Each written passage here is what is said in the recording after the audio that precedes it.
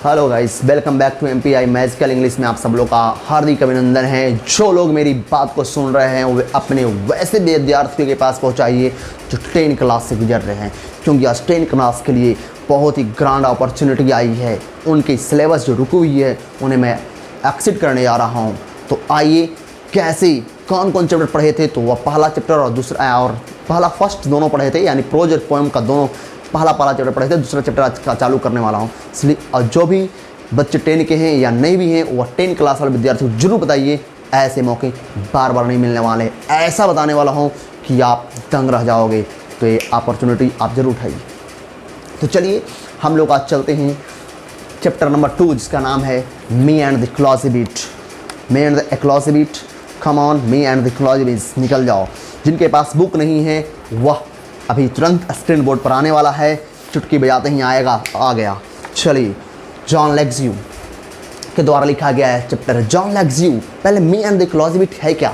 मी माने मैं माने पूरे संपूर्ण विश्व के लोगों के लिए कहा गया है, पहले सोच लीजिए। एंड क्लॉजिबिट, एक्लॉजिबिट का मतलब परिस्थितिकी यंत्र, परिस्थितिकी के ऊपर जो काम, पर्यावरण के बीच हमारा और सभी जीव जंतुओं क्रिएचर्स का जो रिश्ता है उसको हम इकोलॉजी बोलते हैं। यानी इसको हम डिफाइन भी कर सकते हैं कि इकोलॉजी है क्या। What do you mean by ecology? Ecology means man's relationship with all living and non living things in nature. मनुष्य का रिश्ता सभी सजीव और निर्जीव चीज़ों के साथ जो ये प्रकृति में है उसे हम इकोलॉजी बोलते हैं। फिर से सुन लीजिए, man's relationship with all living and non living things in nature. Man's relationship with all living and non-living things in nature is called ecology। तो आइए हम लोग जॉन लेग्ज्यू के बारे में जानते हैं। तो जॉन लेग्ज्यू जो थे वे he was born in 1961 and died 1992। इनका जन्म 1961 में हुआ था और मृत्यु 1992 में हुआ था। बहुत ही अच्छे चीज़ को देने जा रहे हैं आप लोग को, ज़रूर पढ़िए, क्योंकि आप इसको पढ़ने के बाद आप बहुत सुधार ला सकते हैं अपने पर्यावरण के प्रति। तो कम ऑन, चालू होने वाले हैं। लेकिन आप एक चीज़ और जान लीजिए, इस कहानी में इसमें आप एक चीज़ और जान लीजिए कि लेखक एक व्यक्ति जो उस कहानी कथाकार जो बनाए हैं उसका नाम जिम है। क्या नाम है? जिम। जिम इस कहानी का मुख्य पात्र है। तो आइए, तो हम लोग चलते हैं जॉन लेग्ज्यूज के तथ्यों को जानते हैं। जॉन लेग्ज्यूज प्रेजेंट लेसन, पूरा पहले मैं हर एक पंक्ति पढ़ूंगा, हर एक फुल स्टॉप को जाऊंगा, आप लोग को समझाने के वक्त तोड़ तोड़ कर मैं बताऊंगा, तो हटिएगा मत। सुनिए, किताब पर हाथ रखिए, नहीं तो स्क्रीन पर आया हुआ है उसको देखिए। Joan Lexau's present lesson me and the ecology bit brings out how the issue of preserving environment and saving clothes is everybody concerns and difficult to solve. अब सुनिए, कहते हैं जॉन लेग्ज्यू का जो प्रेजेंट लेसन है, जॉन लेग्ज्यूज प्रेजेंट लेसन जो है me and the क्लॉजिबिट है, वो तो आप भी जानते हैं। ब्रिंग्स आउट माने व्यक्त करता है, हाउ माने कैसे, द इशू माने विषय, कैसे विषय ऑफ, यानी तोड़ूंगा उसको जोड़ूंगा भी, कैसे the issue of preserving environment माने पर्यावरण के सुरक्षा का जो विषय है, एंड सेविंग इकोलॉजी और इकोलॉजी के बचाव का जो विषय है, कैसे पर्यावरण की सुरक्षा और परिस्थितिकी की बचाव का जो विषय है, कैसे इज एवरीबॉडी कंसर्न्स, कैसे हर लोग की कर्तव्य है, ये बताना चाह रहा हूँ। पूरा तोड़कर मैं जोड़ दिया। एंड डिफिकल्ट टू सॉल्व, और कैसे सबके लिए इसको समाधान करना कठिन है, यही समझिए। यानी कहना चाहते हैं कैसे हर व्यक्ति को यानी इन्वायरमेंट की सुरक्षा और इकोलॉजी की बचाव सबकी जो चिंता है, सबकी जो कर्तव्य है, और इसे पूरा कर पाना कठिन कैसे है, ये बताएंगे। Preaching about ecology is easy but it is difficult to avoid by the rules of ecology preservation. कहते हैं प्रीचिंग अबाउट इकोलॉजी मतलब इकोलॉजी के प्रति उपदेश देना। सब लोग बोलते हैं पानी बचाओ, पेड़ लगाओ, पेड़ मत काटो, यानी उपदेश देना इसके प्रति मतलब इकोलॉजी के ऊपर उपदेश देना आसान है, बट इट इज़ डिफ़िकल्ट, लेकिन कठिन होता है। टू अवॉइड बाई मैंने पालन करना, द रूल्स नियम को पालन करना, ऑफ इकोलॉजी प्रिजर्वेशन यानी इकोलॉजी के संरक्षण, इकोलॉजी के बचाव के नियमों का पालन कर पाना कठिन होता है।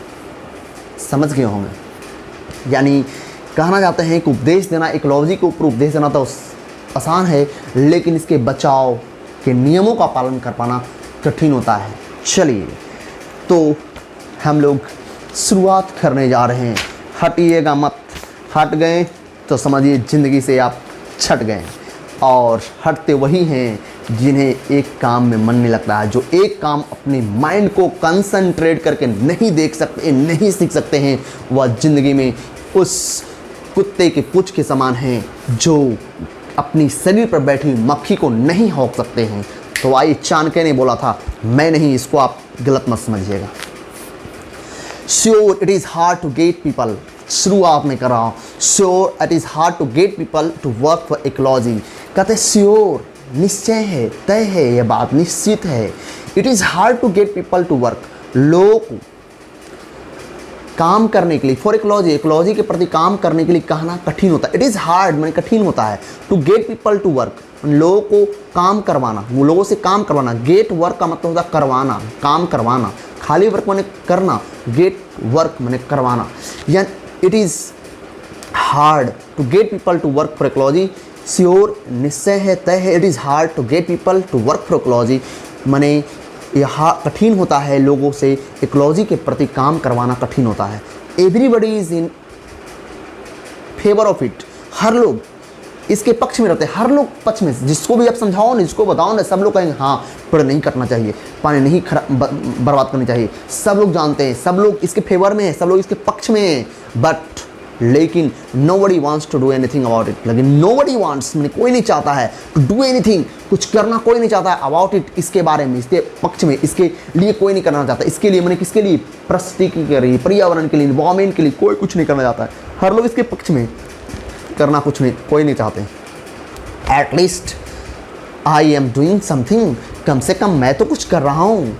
गोइंग अराउंड टेलिंग पीपल, जा जा कर कह रहा हूँ लोगों से, क्या कह रहा हूँ, गोइंग अराउंड टेलिंग पीपल ने जा जा कर कहना, लोगों से कहना, व्हाट दे शुड डू, या फिर उन लोगों को क्या करना चाहिए। कम से कम मैं तो इतना कर रहा हूँ, ड्यूटी तो पूरा कर रहा हूँ, कम से कम जा जा कर सबको समझा तो रहा हूँ। But all I get is a lot of back talk, लेकिन मैं सब के माध्यम से बहुत सारा, बहुत ज़्यादा बैक टॉक प्राप्त हुआ हूँ। बैक टॉक प्राप्त करता हूँ, मैंने बैक टॉक मतलब होता है क्रिटिसाइज, आलोचना प्राप्त करता हूँ, पीठ पीछे बुराई प्राप्त करता हूँ, जाके कहता हूँ, पर लोग मुझे जाने के बाद मेरे ऊपर हंसते हैं।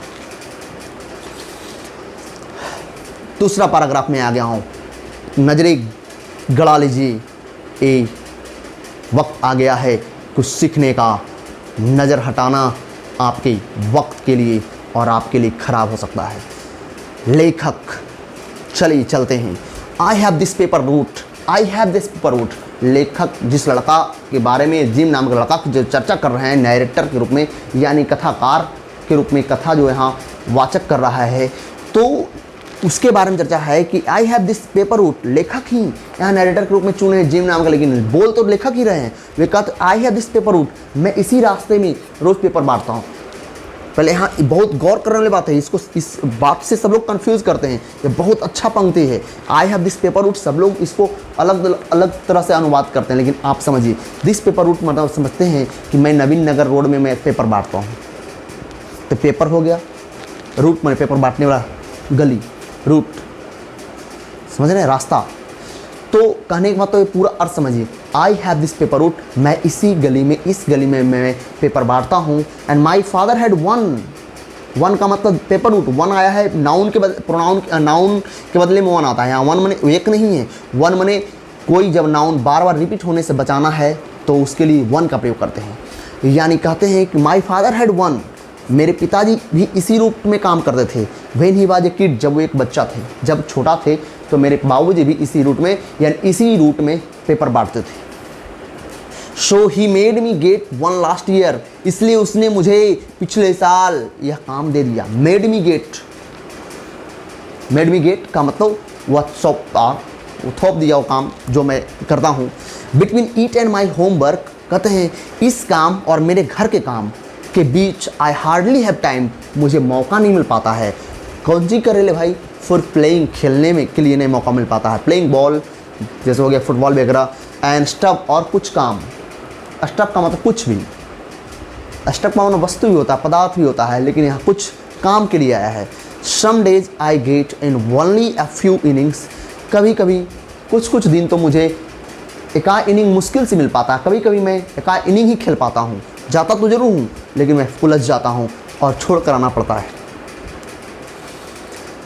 तीसरा पार्ट्स में आ गया हूँ।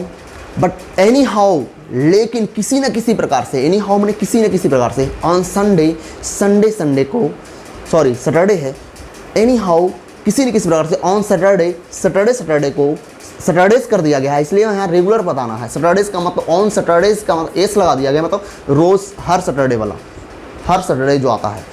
ऑन सैटरडेज मैंने सैटरडे को, व्हेन आई कलेक्ट, जब मैं पैसा कलेक्शन करता हूँ, कलेक्ट करने में पैसा कलेक्शन करने के लिए, पेपर बेचेंगे तो पैसा कलेक्ट करेंगे ना भाई। I put in a good work for ecology, तो जब मैं पैसा कलेक्ट करता हूँ, जब पैसा मांगने जाता हूँ, तो उस दौरान मैं बहुत बढ़िया इकोलॉजी के प्रति काम करता हूँ, बहुत अच्छा काम करता हूँ। लाइक लास्ट सैटरडे, पिछले सैटरडे की भांति, लाइक लास्ट सैटरडे मॉर्निंग, पिछले सैटरडे सुबह की भांति, सुबह मैं कलेक्ट करता हूँ, इसलिए पिछले सैटरडे की सुबह की भांति। It was a good collecting day, आज के बारे में बोला था जो लेखक कलेक्ट किए उसके बारे में, कि अच्छा कलेक्शन हुआ आज, क्योंकि कहानी पास्ट बताया जा रहा है, उसको प्रेजेंट में खींच के बोलना है। It had just turned spring, अभी अभी वसंत ऋतु आया है। And a lot of people were outside, और जब मैं कलेक्शन करने गया तो वहाँ देखते हैं कि सब लोग स्प्रिंग में बसंत ऋतु होता है, अभी इन किया है, अभी बसंत ऋतु आया है, और सब लोग बसंत ऋतु को आनंद लेने के लिए, बसंत ऋतु का मौसम का आनंद उठाने के लिए सब लोग घर से बाहर निकले हुए थे जब मैं पैसा लेने गया सबके घर। अगला point 1 2 3 4, I went to Mister Williams house, मैं मिस्टर विलियम के घर भी गया। किनके घर में? विलियम के घर में गया। एज यूजुअल, पहले की तरह, ही ट्राइज टू प्रिटेंड, वह बहाना बनाना की कोशिश किया, पहले की तरह वह बहाना बनाने की कोशिश किया। क्या बनाने की कोशिश किया? He has not home, sorry he is pretend he is not home, कि वो घर पे नहीं है। But I see him burning lips in the backyard, लेकिन मैंने उसको देखा कि वह पिछवानी से, बोलते हैं ना घर के पीछे वाला एरिया कहते हैं बैकयार्ड, तो मैंने उसको देखा कि पिछवानी में वह पत्तियों को जला रहा था। सो ही हैज़ स्टक, इसलिए वह फंस गया, क्योंकि उसको मैं देख लिया। स्टक माने होता है फंस गया, ये स्टिक का फास्ट फॉर्म है, यहाँ हैज होगा, ही हैज स्टक है। ही पेज मी, जब फंस गया, अब बेचारा कुछ करने में बनता नहीं, अब तो देख ली उसको, तो बहाना बनाना चाहा लेकिन बहाना बन नहीं पाया। तो जब वह मुझे देखा तो फिर अंदर पैसा देना पड़ा। ही पेज मी, फिर वह मुझे देता है पैसा। एंड आई टेल हिम, और तब मैं उसको बोलता हूँ, you shouldn't burn those lips, तुम्हें उन सही पत्तियों को नहीं जलाना चाहिए। It is bad for air, और पत्ती जलाना मतलब समझ रहे हैं, समझते होंगे आप लोग भी, मैंने यह हवा के लिए बहुत ही खराब है। बैड इकोलॉजी, इससे हमारा पारिस्थितिकी खराब होता है। You should make a compost pile, तुम्हें एक गड्ढा खन के, गेंदौरा समझते हैं, कंपोस्ट में होता है खाद, और पाइल में होता है ढेर, मैंने गड्ढा करके। आप लोग देहात में रहते हैं या कहीं भी रहते हैं, बिहार के बच्चे अगर हैं तो गेंदौरा समझते होंगे, यानी घर के पिछवानी में जो हम लोग का कूड़ा कचरा फेंकने के जो जगह बनाते हैं गड्ढा काट के, उसको हम लोग कंपोस्ट पाइल कहते हैं। कौन पाइल कहते हैं? कंपोस्ट पाइल, याद रखिएगा आप लोग, कौन pile? Compost pile. Like we do, कहते हैं कि तुम्हें एक कंपोस्ट पाइल बनाना चाहिए, यानी गेंदौरा रखने की जगह, गेंदौरा समझते हैं खाद, कंपोस्ट पाइल ही बोलिए इंग्लिश में, ज़्यादा अच्छा है, गेंदौरा बोलना अच्छा नहीं लगता है। यानी you should make compost pile like we do, जैसे हम बनाए हुए हैं वैसे तुमको भी एक कंपोस्ट पाइल बनाना चाहिए। Put in the leaves garbage and stuff, और तुम्हें उसी में पत्तियाँ, कूड़े करकट और चीज़ों को, जो बेकार की चीज़ें, यहाँ स्टफ का मतलब बेकार की चीज़ों के लिए आया है, को रखना चाहिए। And good for the garden, और ऐसा करने से आपके बागवान के लिए, आपके बगीचे के लिए अच्छा होगा। ही डजंट एग्री और hang his head in same, वह मेरी बात से सहमत नहीं हुआ, वह मेरी बात से सहमत नहीं होता है, और ना ही उसको शर्म आती है, ना ही वह शर्म से उसको नहीं सिर झुका पाता है, मैंने उसे शर्म ही नहीं आती है। ही सेज, और कहता है, that compost pile is your job at home. यह कंपोस्ट पाइल जो है, ये जो गंदौरा वाला तुम जो गड्ढा करके जमा करते हो, तुम्हारा काम है, ये मेरा नहीं। जिम इजंट इट, है ना जिम? मैं यस आई से प्राउडली, हाँ मैंने बहुत ही गर्व से बोला, हाँ हमारे काम है, ये हमारा खाली काम है। Which would shock the idea, जो उस विचार, वो जो मैं वो बोला, वो विचार से मुझे भी शौक हुआ, मुझे भी दुख हुआ, मुझे भी दुख लगा वैसे विचार। I hate working which compost with compost, वो बोलता है कि मुझे भी कंपोस्ट के साथ काम करने में घृणा आती है। विच आई डू, जो मैं करता हूँ।